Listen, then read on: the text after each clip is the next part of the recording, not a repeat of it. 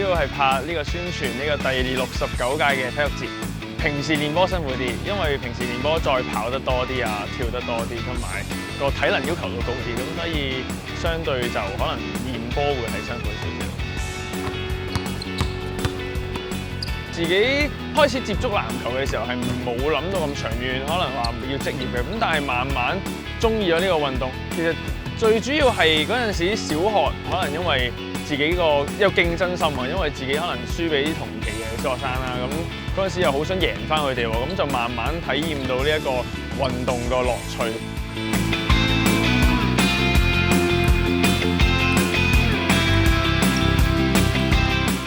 我覺得最難係個表情管理，係啊，因為其實拍嘢呢件事其實係好開心嘅，但係咧又想影到我哋真係喺比賽場上面認真嗰一面，所以呢一個情緒咧個調節就有啲挑戰性。因為本身平時呢個場地都係練習啦，咁但係今日可以即係咁樣嚟拍攝嘅話，都覺得好特別嘅。同埋即係特別係有小朋友同我對打咧，我覺得佢好得意之餘咧，同埋好中意佢都好熱愛打乒乓波，係啦，所以我希望佢繼續打落去。我係8歲開始接觸乒乓波嘅，咁本身因為我媽咪佢好中意打乒乓波嘅，係啦，咁所以細個佢就成日捉我同佢打啦。我覺得反而係令到我成個人個自信心提升咗好多啦，同埋遇到困難，即係你要堅持啊，唔好放棄呢一啲嘅態度，都係喺乒乓波上面學到好多。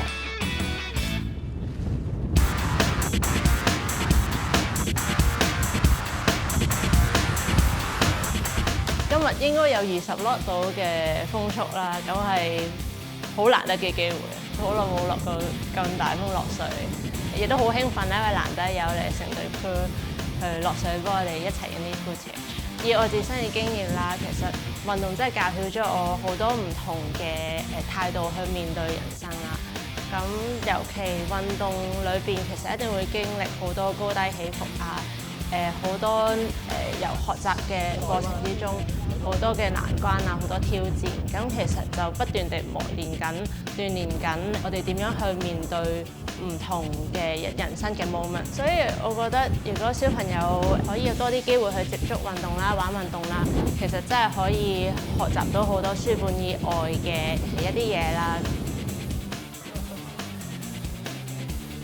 籃球運動俾我嘅意義就係可能每一日即係都會好期待嘅下一日咯，即係每一日都好期待新嘅一日，因為就係不停有新嘅挑戰、新嘅比賽、新嘅可能同隊友嘅磨合。因為運動確實帶俾大家好多唔同嘅樂趣啊，可以舒緩壓力啊，好多好處啦。咁所以我都好希望大家會踴躍參加啦。或者望住隻手。好耐之前有個係體育節搞嘅乒乓球比賽，我記得我自己都係有參與過嘅，咁就覺得自己都多咗一份使命感啦，即係希望人哋睇到我哋呢條片，即係都會想一齊喐啊，一齊去即係多啲參與運動，約埋屋企朋友一齊咁去做運動啦。